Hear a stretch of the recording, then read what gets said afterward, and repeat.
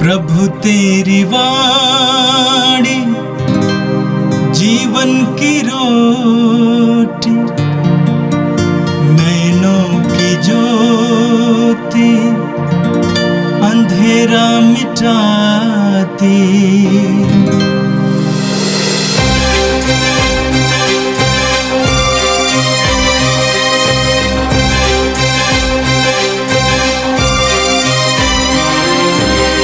प्रभु तेरी वाणी जीवन की रोटी, नैनों की ज्योति अंधेरा मिटाती।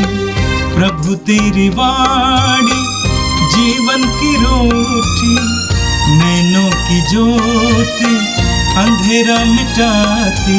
वाणी वाणी वाणी वाणी वाणी पवित्र है, शाश्वत है, जीवन का मन्ना है। 23 फरवरी शुक्रवार। पहला पाठ नबी एजेकियल का ग्रंथ, अध्याय 18, पद संख्याएं 21 से 28 तक। प्रभु ईश्वर यह कहता है, यदि पापी अपना पुराना पापमय जीवन त्याग कर मेरी सब आज्ञाओं का पालन करता और धार्मिकता तथा न्याय के पाथ पर चलने लगता है, तो वह अवश्य जीवित रहेगा, मरेगा नहीं। उसके सब पापों को भुला दिया जाएगा और वह अपनी धार्मिकता के कारण जीवित रहेगा। प्रभु ईश्वर का वह कहना है, क्या मैं दुष्ट की मृत्यु से प्रसन्न हूँ? क्या मैं यह नहीं चाहता कि वह अपना मार्ग छोड़ दे और जीवित रहे? किंतु यदि भला मनुष्य अपनी धार्मिकता त्याग कर दृष्टि की तरह घृणित पाप करने लगता है, तो क्या वह जीवित रहेगा? उसकी समस्त धार्मिकता को भुला दिया जाएगा और वह अपने अधर्म तथा पाप के कारण मार जाएगा। तुम लोग कहते हो कि प्रभु अन्याय करता है। हे इस्राएलियों, मेरी बातों सुनो, मैं अन्याय नहीं करता, तुम लोग अवश्य अन्याय करते हो। यदि कोई भला मनुष्य अपनी अधार्मिकता त्याग कर अधर्म करने लगता और मर जाता है, तो वह अपने पाप के कारण मरता है। और यदि कोई पापी अपना पापमय जीवन त्याग कर धार्मिकता और न्याय के पथ पर चलने लगता है, तो वह अपने जीवन को सुरक्षित रखेगा। यदि उसने अपने पुराने पापों को छोड़ देने का निश्चय किया है, तो वह अवश्य जीवित रहेगा, मरेगा नहीं। यह प्रभु की वाणी है। संत मत्ती के अनुसार पवित्र सुसमाचार अध्याय 5 वाक्य 20 से 26 तक। ईसा ने कहा, मैं तुम लोगों से कहता हूं, यदि तुम्हारी धार्मिकता शास्त्रियों और फरीसियों की धार्मिकता से गहरी नहीं हुई, तो तुम स्वर्ग राज्य में प्रवेश नहीं करोगे। तुम लोगों ने सुना है कि पूर्वजों से कहा गया है, हत्या मत करो। यदि कोई हत्या करे तो वो कचहरे में दंड के योग्य ठहराया जाएगा। परंतु मैं तुमसे यह कहता हूं, जो अपने भाई पर क्रोध करता है, वह कचहरी में दंड के योग्य ठहराया जाएगा। यदि वो अपने भाई से कहे, रे मूर्ख, तो वो महासभा में दंड के योग्य ठहराया जाएगा। और यदि वो कहे, रे नास्तिक, तो वो नरक की आग के योग्य ठहराया जाएगा।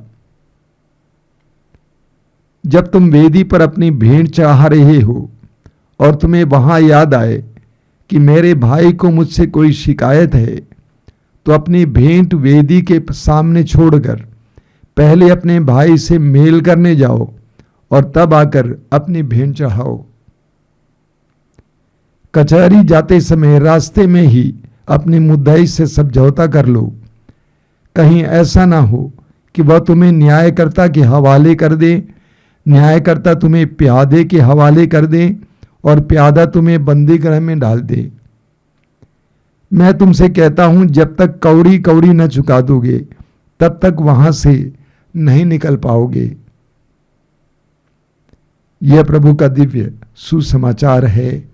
क्रिस्त प्रभु की जय। मेरे प्रिय भाई और बहनों, हम इस पवित्र काल में हैं, चालीसा काल में। मैं हर बार याद दिलाता हूं ताकि हम इस बात को जान लें कि प्रभु के द्वारा हमें एक विशेष समय दिया गया है जब हम अपने आप को शुद्ध और पवित्र कर सकें और अपने आप को प्रभु के सामने खोल सकें। इन दिनों कलीसिया हमारे सामने ऐसे पाठ रखती है जिसके द्वारा हम अपने आप को ईमानदारी से देख सकें।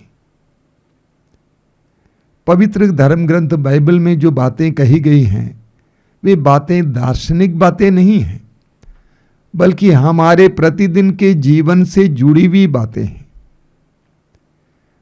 पवित्र ग्रंथ हमें समझाता है कि पाप विनाशकारी है।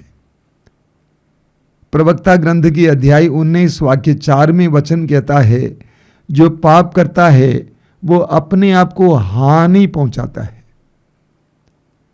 रोमियो के पत्र के अध्याय 6 वाक्य 23 में संत पौलुस कहते हैं, पाप का वेतन मृत्यु है। पाप का वेतन मृत्यु है। प्रवक्ता ग्रंथ के अध्याय 21 उसके वाक्य 2 से 4 तक वचन कहता है, पुत्र जिस तरह तुम सांप से भागते हो पाप से भागो। यदि वो पास आएगा तो वो तुम्हें काटेगा और उसके दांत सिंह के दांतों जैसे हैं जो मनुष्य के आत्मा का विनाश करते हैं।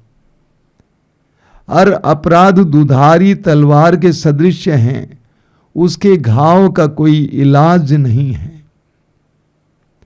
यिर्मयाह नबी के ग्रंथ के अध्याय 5 उसके वाक्य 25 में प्रभु का वचन कहता है, तुम्हारे अपराधों के कारण तुम उन सब वरदानों से वंचित हो गए हो। तो पवित्र ग्रंथ बाइबल हमें सिखाती है कि पाप, अपराध, अधर्म विनाशकारी है। आज के पहले पाठ में, आज का पहला पाठ एजेकियल नबी के ग्रंथ के अध्याय 18 से लिया गया था। आज के पाठ में पाप कितना भयानक है और उसका स्वभाव विनाशकारी है और पश्चाताप के द्वारा हमें नया जीवन मिलता है, इसके बारे में हमें सुनाया गया। मैं सीधे बाइबल से पढ़ के सुनाना चाहता हूं। प्रभु कहते हैं, यदि पापी अपना पुराना पापमय जीवन त्याग कर मेरी सब आज्ञाओं का पालन करता और धार्मिकता तथा न्याय के पथ पर चलने लगता है, वो अवश्य जीवित रहेगा, मरेगा नहीं। आगे सुनिए, उसके सब पापों को भुला दिया जाएगा, उसके सब पापों को भुला दिया जाएगा और वह अपनी धार्मिकता के कारण जीवित रहेगा। प्रभु कहते हैं, यदि पापी अपना पापमय मार्ग छोड़ दें, पश्चाताप करके प्रभु के मार्ग पर आ जाए, तो उसके सभी पुराने पाप क्षमा किए जाएंगे और भुला दिए जाएंगे। प्रभु कहते हैं, क्या प्रभु ईश्वर का ये कहना है, क्या मैं दुष्ट की मृत्यु से प्रसन्न हूं? क्या मैं यह नहीं चाहता कि वो अपना मार्ग छोड़ दें और जीवित रहें? प्रभु कहते हैं कि मैं दुष्ट की मृत्यु से प्रसन्न नहीं हूं। मैं तो चाहता हूं कि वो अपना कुमार्ग छोड़ दें और धार्मिकता का जीवन जिए और जीवित रहें। ठीक इसी तरह दूसरी तरफ प्रभु कहते हैं, किंतु यदि भला मनुष्य अपनी धार्मिकता त्याग कर दुष्ट की तरह घृणित पाप करने लगता है, तो क्या वो जीवित रहेगा? उसकी समस्त धार्मिकता को भुला दिया जाएगा और वह अपने अधर्म तथा पाप के कारण मर जाएगा। सबसे पहले प्रभु कहते हैं, अगर पापी पाप को छोड़ देगा, अधर्म छोड़ देगा, प्रभु के मार्ग पर आएगा, उसके सारे पाप क्षमा किए जाएंगे। और यहां प्रभु कहते हैं, अगर धर्मी इंसान पाप करने लगे, उसकी सारी धार्मिकता भुला दी जाएगी, उसने जितनी भलाई की है वे सारी भलाइयां भुला दी जाएगी। इसके द्वारा प्रभु क्या बताना चाहते हैं? प्रभु ये बताना चाहते हैं कि पाप का स्वभाव विनाशकारी है। जो भी पाप करेगा वो मरेगा। आगे वचन में प्रभु स्पष्ट शब्दों में कहते हैं, यदि कोई भला मनुष्य अपनी धार्मिकता त्याग कर अधर्म करने लगता और मर जाता है तो वह अपने पाप के कारण मर जाता है। और उसी तरह यदि उसने अपने पुराने पापों को छोड़ देने का निश्चय किया है, पापी यदि उसने अपने पुराने पापों को छोड़ देने का निश्चय किया है तो वह अवश्य जीवित रहेगा, मरेगा नहीं। पाप का स्वभाव विनाशकारी है, लेकिन पश्चाताप के द्वारा हम जीवन में प्रवेश कर सकते हैं। ये बाइबल की एक विशेष खूबी है और ये एक विशेष शिक्षा है। ये हमारे प्रभु की विशेष शिक्षा है। संसार इस बात को समझ नहीं पाता है। संसार कहता है कि अधर्मी को, पापी को, अपराधी को दंड मिलना चाहिए, लेकिन प्रभु कहते हैं यदि पापी अपने पापमय मार्ग को छोड़ दें और सच्चा पश्चाताप करें, उसके सभी पाप भुला दिए जाएंगे और उसको जीवन प्राप्त होगा। पाप हमें मृत्यु की ओर ले जाता है, लेकिन सच्चा पश्चाताप हमें जीवन प्रदान करता है। यह हमारे लिए एक बहुत बड़ा शुभ समाचार है। हम कितने ही बड़े पापी क्यों ना हों, कितने ही बड़े अपराधी क्यों ना हों, अगर हम सच्चे हृदय से पश्चाताप करते हैं और प्रभु के मार्ग पर आ जाते हैं, प्रभु हमारे पुराने संपूर्ण अतीत को भूल जाते हैं और हमें जीवन प्रदान करते हैं। हमारे संपूर्ण अतीत को डिलीट कर देते हैं और हमें एक नया जीवन जीने के लिए अवसर देते हैं। और आज का सुसमाचार संत मत्ती के सुसमाचार के अध्याय 5 से लिया गया था। आपने सुना, प्रभु ने कहा, मैं तुम लोगों से कहता हूं, यदि तुम्हारी धार्मिकता शास्त्रियों और फरीसियों की धार्मिकता से गहरी नहीं हुई तो तुम स्वर्ग राज में प्रवेश नहीं करोगे। प्रभु कहते हैं यदि तुम्हारी धार्मिकता शास्त्रियों और फरीसियों की धार्मिकता से गहरी नहीं हुई तो तुम स्वर्ग राज में प्रवेश नहीं करोगे। फरीसियों और शास्त्रियों की धार्मिकता क्या थी? नियमों का पालन करना और कर्म कांड की पूर्ति करना। उनकी धार्मिकता थी नियम का पालन करना, नियमों का पालन करना और कर्म कांड की पूर्ति करना। लेकिन प्रभु यीशु की धार्मिकता क्या थी? प्रभु यीशु की धार्मिकता है प्रेम, मेल मिलाप, शांति, ईश्वर और पड़ोसी के प्रति प्रेम, ईश्वर से मेल मिलाप और पड़ोसी से मेल मिलाप, और सच्ची और शाश्वत शांति। और इसके विषय में आज के सुसमाचार में प्रभु यीशु हमें 3 शिक्षाएं देते हैं। पहली शिक्षा, प्रभु कहते हैं तुम लोगों ने सुना है कि पूर्वजों से कहा गया है हत्या मत करो। यदि कोई हत्या करे तो वो कचहरी में दंड के योग्य ठहराया जाएगा। परंतु मैं तुमसे ये कहता हूं, जो अपने भाई पर क्रोध करता है वह कचहरी में दंड के योग्य ठहराया जाएगा। प्रभु के दिए हुए 10 नियमों में से एक नियम है हत्या मत करो। प्रभु यीशु उस नियम की नई व्याख्या हमारे सामने रखते हैं। प्रभु कहते हैं तुम लोगों ने सुना है कि पूर्वजों से कहा गया है हत्या मत करो। यदि कोई हत्या करे तो वो कचहरी में दंड के योग्य ठहराया जाएगा। परंतु मैं तुमसे ये कहता हूं, जो अपने भाई पर क्रोध करता है वह कचहरी में दंड के योग्य ठहराया जाएगा। यानी प्रभु यीशु कहते हैं, ये मैं नहीं कह रहा हूं, प्रभु यीशु कहते हैं कि हत्या और क्रोध करना, हत्या और अक्षमा दोनों घृणित अपराध हैं। योहन के पहले पत्र के अध्याय 3 वाक्य 15 में संत योहन कहते हैं, जो अपने भाई या बहन से बैर करता है वो हत्यारा है। प्रभु यीशु हमारे सामने हत्या की एक नई व्याख्या रखते हैं।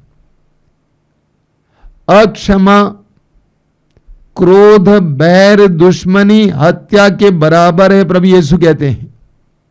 दूसरी शिक्षा है, प्रभु कहते हैं जब तुम वेदी पर अपनी भेंट चढ़ा रहे हो और तुम्हें वहां याद आए कि मेरे भाई को मुझसे कोई शिकायत है, तो अपनी भेंट वहीं वेदी के सामने छोड़कर पहले अपने भाई से मेल करने जाओ और तब आकर अपनी भेंट चढ़ाओ। प्रभु कहते हैं जब तुम भेंट चढ़ा रहे हो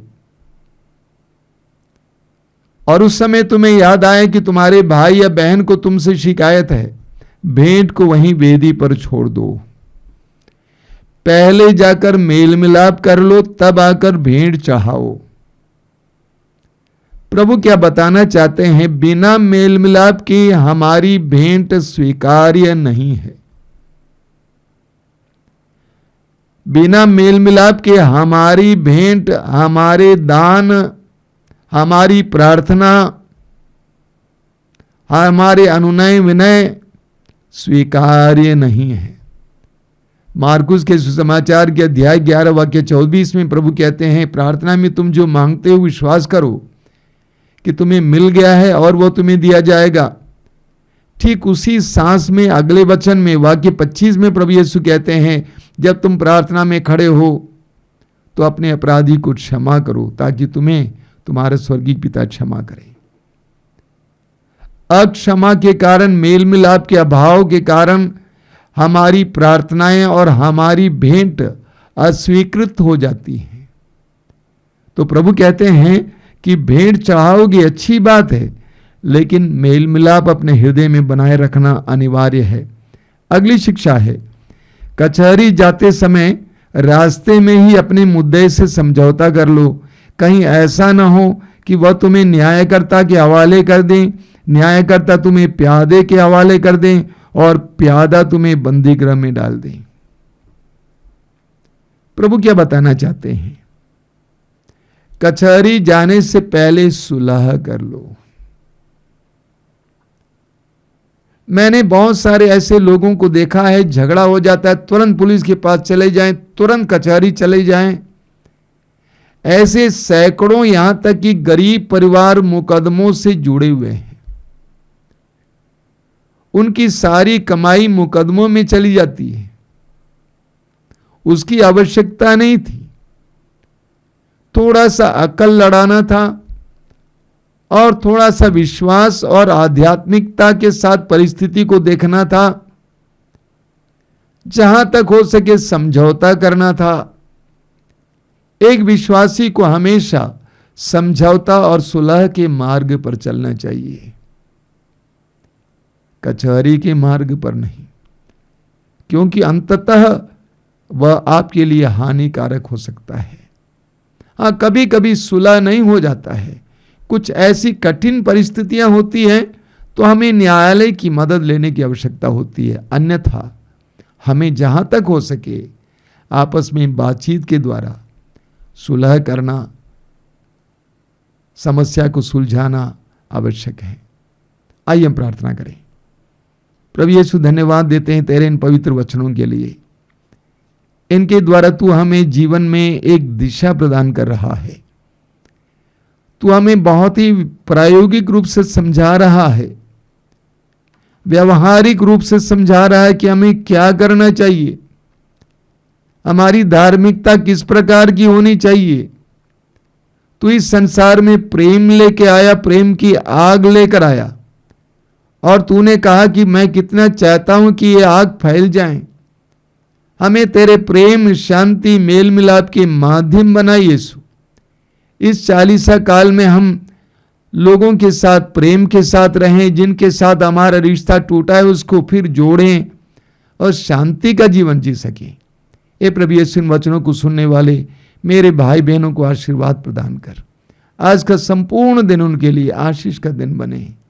हमारी इस प्रार्थना को ग्रहण कर, आमीन। प्रभु प्रभु तेरी वाणी जीवन की रोटी, नैनों की ज्योति अंधेरा मिटाती। वाणी वाणी वाणी वाणी वाणी